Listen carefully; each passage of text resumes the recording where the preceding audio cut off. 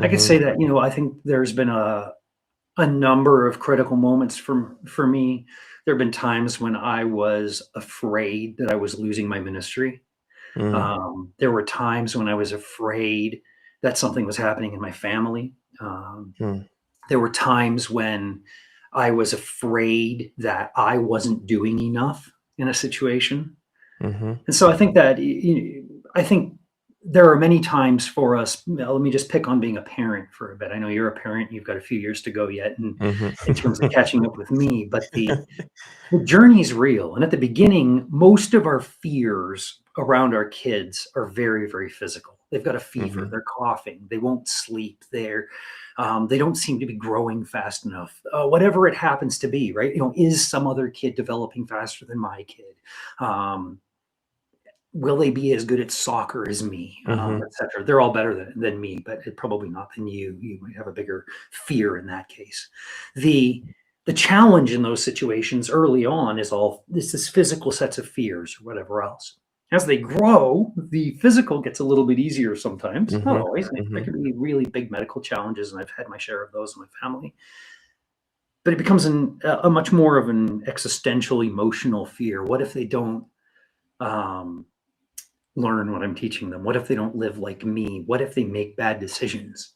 Mm. What if they? And the truth is, they're going to make bad decisions. Yeah. I make bad decisions too, Yeah. right?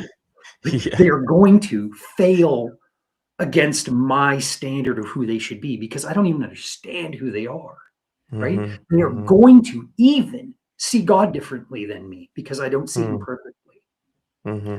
And so Mm-hmm. living in faith and living in fear with our kids is a real, real thing. And so for me, as my kids are growing up, releasing them into the care and safekeeping of God and trusting Him to care for them, to provide for them, to lead them, to nurture them, to pursue them, it's a test of Mm-hmm. faith, Mm-hmm. right?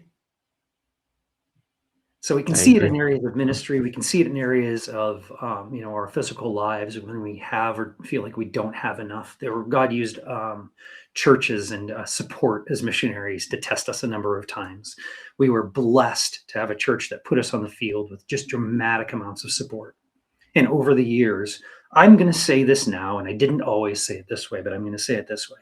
I believe faithfully following the call of God, they cut our support over and over again over the 17 years we were missionaries. Hmm. They Every cut time it. they did it, every time they did it, the first thing that happened is I got angry, right? I got really self centered. I got emotionally reacted. I would hit reply to the email and then I delete the two so I didn't accidentally send it because I knew I was being foolish. And then I'd write exactly what I actually was thinking in the moment. And then I would love to say that I just got wisdom. Typically, it was my wife who was wise and told me, "Hey, don't be dumb." Yeah. Um, Yeah. and then we'd go back and bring it to the Lord in prayer and bring it back before Him and say, "Lord God, we're all them and us. We're all serving the same Master. Like the paycheck comes Mm-hmm. from you and you alone. The ministry enablement isn't from these people. They're Yeah. responding to the same call that caused me to go." Yeah. Yeah. And so He's been faithful in that, in allowing us to test our allegiance, whether it's to the people of God or to God Himself, Yeah. and to understand that He can call His people to do things that aren't necessarily good for us personally. But on the other side of that, there was a church that I was back on a home assignment. My wife called them up and asked if I could meet, if she could set up an appointment with me and their missions director. And it didn't work out. We couldn't make the schedules align. That church picked us up anyway, having never talked to us in person, and became Oh. faithful supporters. And they increased their support of us time and time again as we were on the mission field. Why? Because I couldn't take credit for that relationship in any way, shape, or form. Right? That was God's creation. That's He God's did it doing stuff. in His own time, in His own way.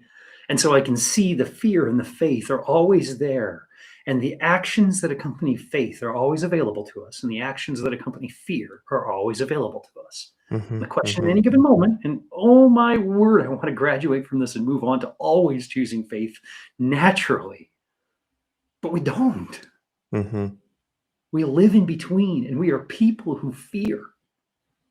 But the emotion's not the problem. We will live and we will have those emotions of fear. It's not ungodly even. That's physical Hmm. reactions, right? Stress levels rise, right? Yeah. Adrenaline rush, all these situations. That's normal. The question is, what do we do? And what we What do do we is do? based on what we actually fundamentally most believe Hmm. Jeremy, if like this month, the theme for this month is missionaries. Like we in. are talking to multiple missionaries because we want to promote mission for this month. Um, if one of if somebody, a couple in our audience are listening to you, and you said you were in a isolated area where there was no running water, there is no electricity, anything like that. Here in Canada, we have running water, electricity, we have Walmart not too far down the road, like you can go to the store, and none of that in those isolated places.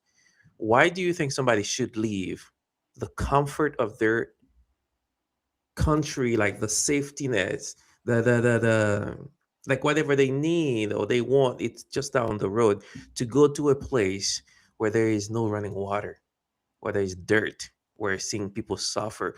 Why do you think people should do that, and is it worth it? Well, here I am in the position of director of recruiting for MAF right now, right? Raising up another generation of missionaries to go to places that others can't or won't.